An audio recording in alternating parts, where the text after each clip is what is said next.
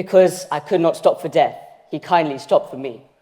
The carriage held but just ourselves and immortality. Words from one who I consider as much of a philosopher as a poet.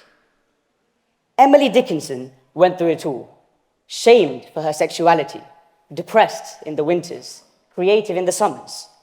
Like the greatest of artists, her virtuosity was only recognized after her demise, and her legacy lives on today as arguably the greatest female poet to ever grace this earth. But was it truly worth it? Did the posthumous fruits of her labor fully justify the misery she went through throughout her life as she clung on to the thing with feathers? How much should one sacrifice to leave behind a legacy?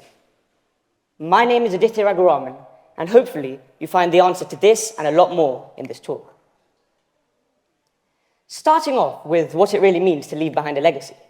The rudimentary definition that I will establish for the sake of answering our question is the idea of leaving something greater than just yourself or your personal wealth behind when you die.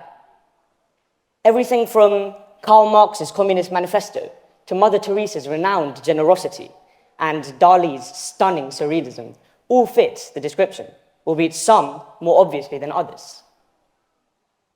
The second aspect to do with the legacy that I ascertained through research is the idea that there are often scales to a legacy, ranging from something that lives on perhaps as a legend in your village or family, to something that defines the very world we live in today.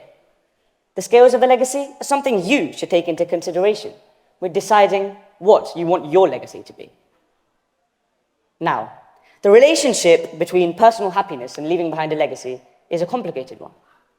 Often, albeit not always, leaving behind a legacy will be at the expense of your material living standards and personal happiness throughout your life. The incredible legacy in artwork left to us by Van Gogh was at the expense of his mental well-being throughout his life. Instead, he suffered from depression and even ended up taking his own life. The second type of person is one who lives purely for the moment, getting caught up in the race for material goods. Now, don't get me wrong, greed is a good thing. It's what's allowed humanity to thrive throughout history. But in excess, as almost all philosophies and religions agree upon, it is a vice. And as such, a greedy path, purely chasing materialist goods, is one that will never allow you to truly appreciate what you have, instead forcing you to hoard more and more possessions. The third path, exceedingly rare, is a path of almost enlightenment, an admirable state of contentness where people preach stoic and minimalist values while living average but happy lives. This, however, is practically unattainable for most of us. Trust me, I've tried. And it's difficult to just be able to throw away all your ambitions and aspirations. Who would have thought? So, how should you live? The first path is filled with depression and misery. The second, riddled with dissatisfaction.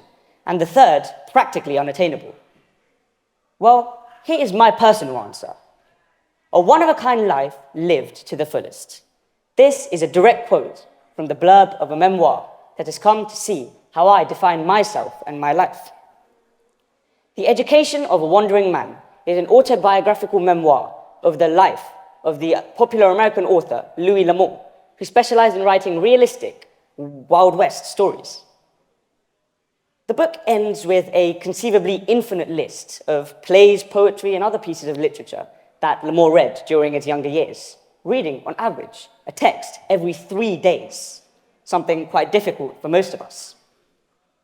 He traveled throughout the world as a hobo during the Great Depression in America, and from getting lost in the Mojave Desert at the age of 17, to boxing longshoremen in Liverpool, to meeting toughs on the Shanghai and Indonesian waterfronts, and returning to France with a lover decades after being part of the war effort there, the experiences that he had exposure to are enough for several lifetimes.